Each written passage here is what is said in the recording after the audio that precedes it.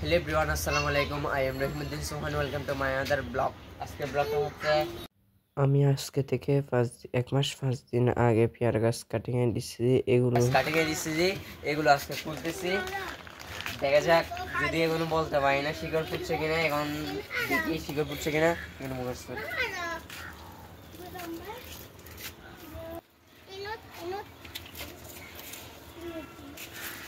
অনেক রিস্ক নিয়ে তুলতেছি হয়েছে কিনা জানি না এমনি আর 5 দিন পর খুললে ভালো হতো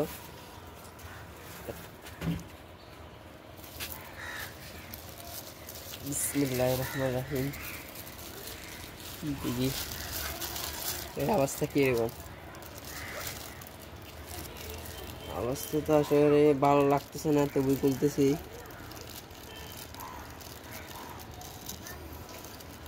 মাশাআল্লাহ মাশাআল্লাহ মাশাআল্লাহ এটা কাটিং হয়েছে কিন্তু এটা আর এখানে আর একটু মাটি দিয়ে আমি বন্ধ করে দিব এটা আপনার আর 5 থেকে 10 দিন পর খুলবো এটা 1 মাস 5 দিন পর খুলছি 1 মাস 5 দিনের চেয়ে বেশি হতে পারে কম হতে কারণ ডেটটা ফিক্স করে আমি জানতে পারি না সেজন্য কোন এখানে আর কিছুটা মাটি দিয়ে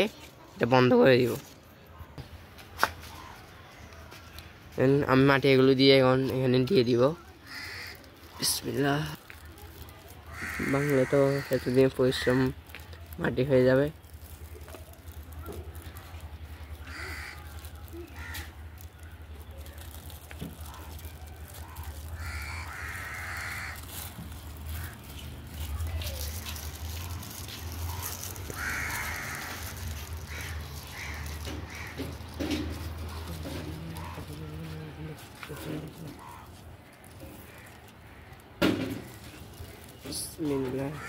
এটা এরকম আপনার যারা কোলে যতটুকু ছোটো ছোটো শিকড় দেখবেন নিয়ে নেবেন না নিয়ে নিলে এই গাছটা অনেক এতটুকুর মধ্যে যদি নিয়ে নেন গাছটা ওঠার সম্ভাবনা অনেক কম এটা যদি আপনারা খুলেন 1 মাস 15-20 দিন পর খুলেন এর আগে খুলেন না এগুলো কাটিংয়ে দিচ্ছি এগুলোর অবস্থা কীরকম বলতে পারি না আশা করি এগুলোর অবস্থা ভালো কিন্তু কোনো বলা যায় না এগুলোর অবস্থা কীরকম কাফের মধ্যে যেগুলো করছি এগুলোর মধ্যে আমি সবগুলোর চেয়ে বেশি কনফার্ম হচ্ছে এটার মধ্যে কারণ এটার ঢালটা একটু মোটা সে কারণে দেখেন এদিকে আসো দেন ওই দিক দিয়ে একটা খুলছি সেম এরকম প্যাকেট একসাথে করা আর এদিক থেকে এরকম একটা খুলতেছি দেখা যাক এটার অবস্থা কিরকম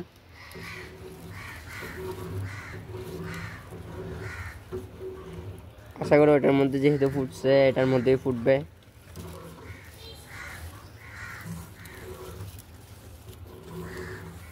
এগুলো কিন্তু আমি আপনাকে ভিডিওর মধ্যে দেখানোর জন্য ব্লগের মধ্যে দেখানোর জন্য এগুলো খুলতেছি আর না তো আমি খুলতাম না এখন মাশাআল্লাহ দেখুন এটার ঠিক সেম এই অবস্থা এদিক দিয়ে শিকড় ফুটছে আর এখানেও আমি মাটি দিয়ে এখন গিয়া করে দিব তো আমি দিক দিয়ে এগুলো করতেছি আমার ছোট ভাই এদিক দিয়ে আসে দাঁড়ায় আছে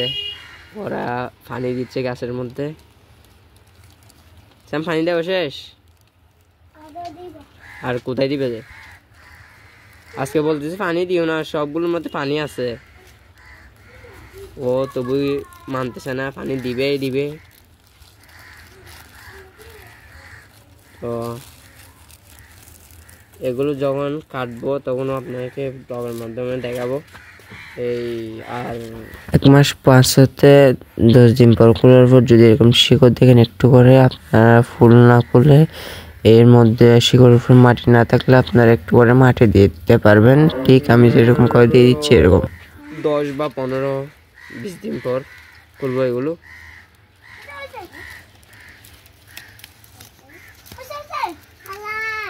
ওই দুজন পানি দেওয়ার মধ্যে ব্যস্ত আছে দুজন আর কাপের মধ্যে এটা একটু খুলে দেখি এটা ওইটার গাছ আলাদা এটার আলাদা মাশাআল্লাহ এটা একটু মাটি ভিজার কারণে দেখুন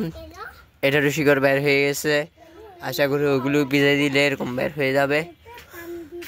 তো এইটাইও একসাথে সবগুলো দেখবো। আর আজকে একটু একটু পানি দিয়ে দিবে সবগুলোর মধ্যে। করে পানি নেওয়ার জন্য চলাচ্ছি, বেশি পানি লাগবে না, কারণ গ্লাসে করে নিয়ে দিলে হবে। তো আমি এখানে পানি দিয়ে দিচ্ছি এগুলোর মধ্যে। দেখেন এইগুলো দিছি আমি